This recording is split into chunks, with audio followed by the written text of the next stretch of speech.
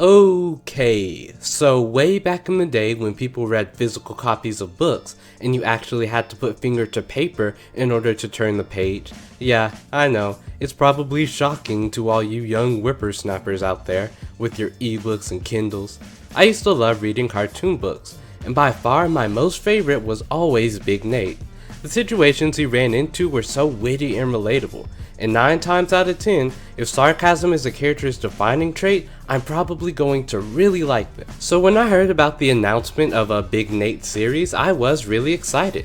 The truckload of pre-show and original short-form content that's been dumped on the internet for the promotion of it has also helped to give the show some decent traction, though it's also seemed to ensure this everlasting meme potential, which is still technically advertising, possibly even really smart if they were trying to make it so ridiculously absurd so that it would catch on and create a lot of internet rave.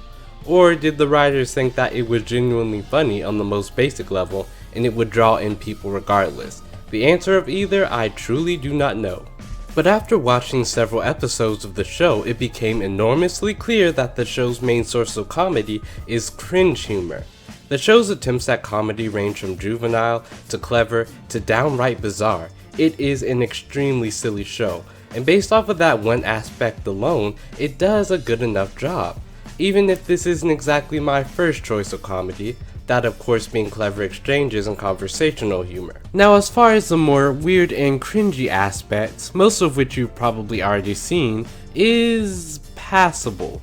We already know that shows like Gumball have basically mastered cringe humor, but even then, that isn't Gumball's main source of comedy, so even when there is a joke that didn't land as well as it could, which isn't very often, there's usually another joke that would level it out. Whereas this show relying solely on cringe to get a laugh out of the audience means that when a joke misses, it really misses, as well as some of the side character subplots.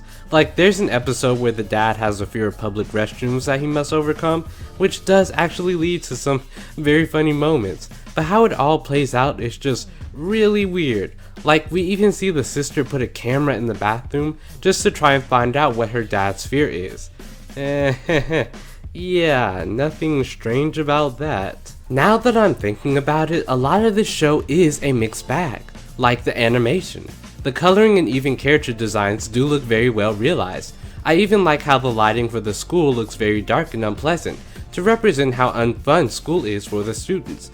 Similar to Captain Underpants, where the potent white heart lighting almost resembles that of a prison. But I'm not sure how I feel about the rising popularity of low frame rate animation. What started off as a tool to emphasize movement and action, or even aesthetic, occasionally feels like it's now being overused, sometimes to seemingly cover up for lacking in an unnatural character animation. Again, it does look very polished and crisp. You can see the bumps, grooves, and even minor thumbprints in their faces and skin, as if they were molded for stop motion. But the actual animation of the characters can feel a tad bit clunky and chunky at times. I'm honestly not really sure why they chose to go with this particular style, but I think it does work to a certain degree. The last thing to talk about is the characters. They do seem to get most of the characters right, and their personalities are pretty close to what we got in the books, even if Nate isn't as snarky and sarcastic as he was in the books.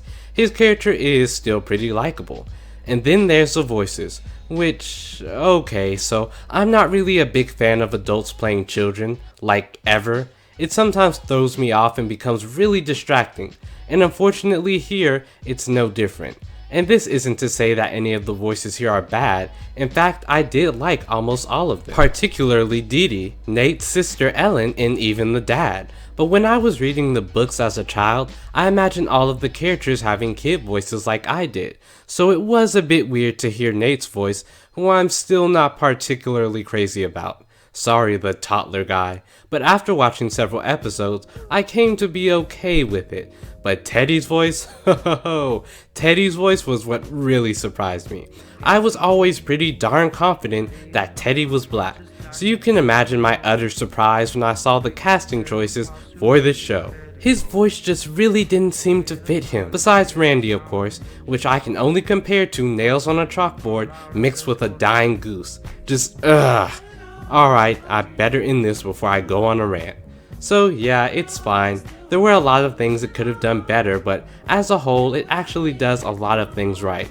And if you're a fan of the books, you'll probably get something out of this, as well as also meme creators too, because I know you'll be watching. It is chock full of material, let me tell you that. So don't forget to like and hit that red button thingy, and hopefully I will see you all again real soon. Bye.